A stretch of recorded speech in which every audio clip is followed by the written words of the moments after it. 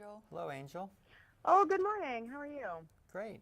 So this morning we are joined by renowned photographer Anne Geddes and Dr. Leonard Friedland, public health expert and pediatrician. My first question goes to Dr. Fielding. Thanks to vaccinations, the devastation of deadly infections is not really part of my generation's story. We are, however, seeing a resurgence of preventable illnesses such as meningococcal disease. Having no personal first-hand experience, what are some of the common symptoms associated with these illnesses?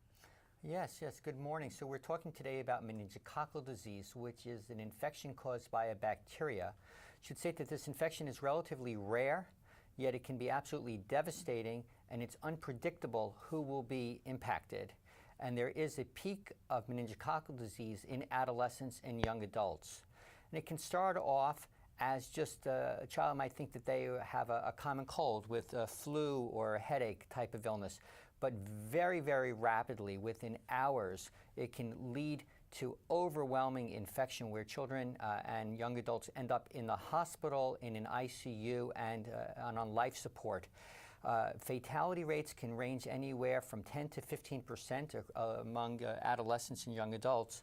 And for those who are lucky enough to survive, they can be left with lifelong complications. And the important thing about this illness, because it's unpredictable who will be impacted and it comes on so fast, is that it's vaccine preventable for the majority of cases. And so it's really a call to arms. We know from a recent poll that GSK conducted that about 80% of parents would like to discuss meningococcal vaccination with their teenagers and their young adult children, but it's only happening about 40% of the time.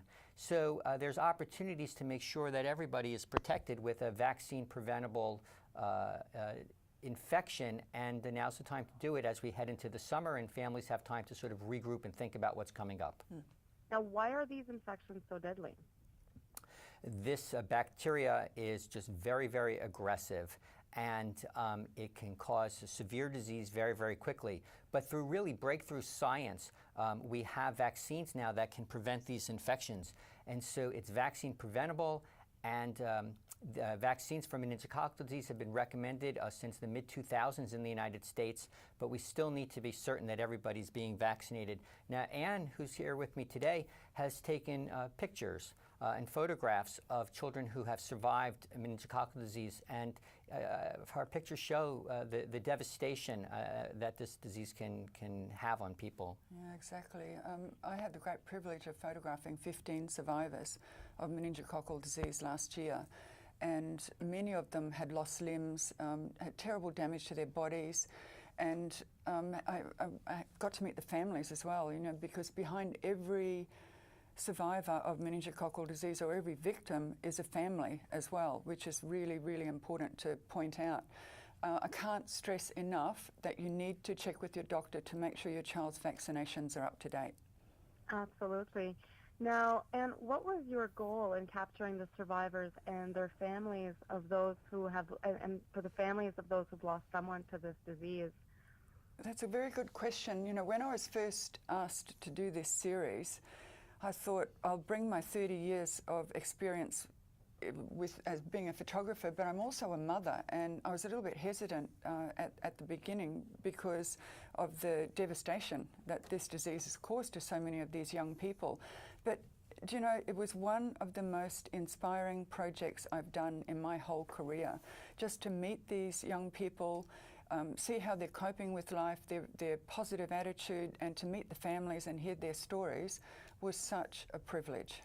Now, is there one story in particular that sticks out to you in your mind, or is there an experience that you can share with my viewers? I miss so many stories, but I think one of the most important things at the moment is that this time of year, our teenagers and young adults are thinking about heading off to college, for instance, and it's very, very important to get this message through to them. And there's there's a few teenagers in this series, but there's a beautiful young girl called Kate from Canada, because this was a global campaign that I shot. And she was a counsellor at a school camp, and she survived meningococcal disease, but not without some damage to her organs, and she has very bad scarring on her legs. And she said she wanted to be a part of this series to dispel false notions of beauty in young teenage girls, which I thought was incredibly brave of her. So she's one of the inspiring 15. They're all pretty amazing, to be honest. And as a pediatrician, as I've spoken with families and children who survived, what they say as they recover is they don't want this to happen to anybody else. Yeah. So they are very vocal in making sure that their story is known so that it doesn't happen to other people. It's vaccine preventable, and for those who haven't been vaccinated, now's the time to speak to their doctors before the summer ends and the rush gets back and school starts all over again. Is this one of those vaccines where you need a booster every 5 or 10 years or so? Or is this a one-time deal? Right, very good question. So the meningococcal vaccines that are currently recommended by the Centers for Disease Control are recommended for all adolescents to start with a first dose around age 10, 11, 12, and to have a second dose, or as you call it, a booster, close to the 15, 16 years of age. And we know that about 80% of U.S. adolescents are getting that first dose, but only about 30% are getting that booster dose. So there's tremendous opportunity to make sure that everybody's fully protected. And these are discussions to have with the doctor, because we know that most parents, they don't keep track of this information, and they need to be certain that they speak with their doctor to make sure that everything's up to date and they're giving everything they can for protection for their family. There are three very important points that we want to get across here. First one is recognise the symptoms, which echo colds and flu, stiff neck, sensitivity to light, to start with. purple rash, which is very, very serious. But you know your child better than anybody else, and if you think these symptoms are more than just colds and flu, jump up and down and make sure that you get the attention that you need. And the third thing is, please check with your doctor and make sure your child's vaccinations are up to date. What do you hope your photographs will achieve in the mind of the viewers seeing this project for the first time? Right.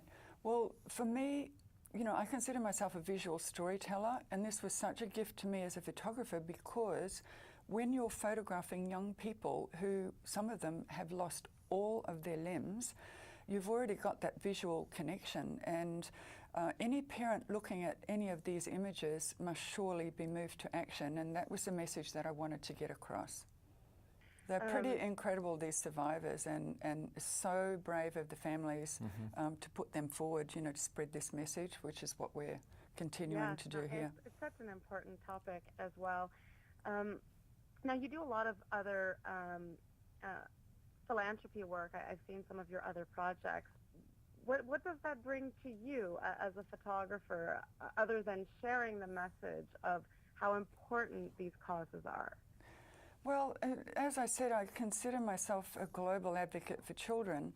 I also do a lot of work with the UN Foundation Shot at Life initiative, because they bring vaccines to children in countries around the world where they're most needed. Incredibly, one child dies every 20 seconds from a vaccine-preventable illness. So whatever I can do to help progress the welfare of babies and young children around the world, I'm going to be there. Where can people go to get more information, either about vaccinations or about the Shot at Life initiative or the Portraits of Tomorrow's project? Can I just say, people can go, and it's a free download on Apple iBooks.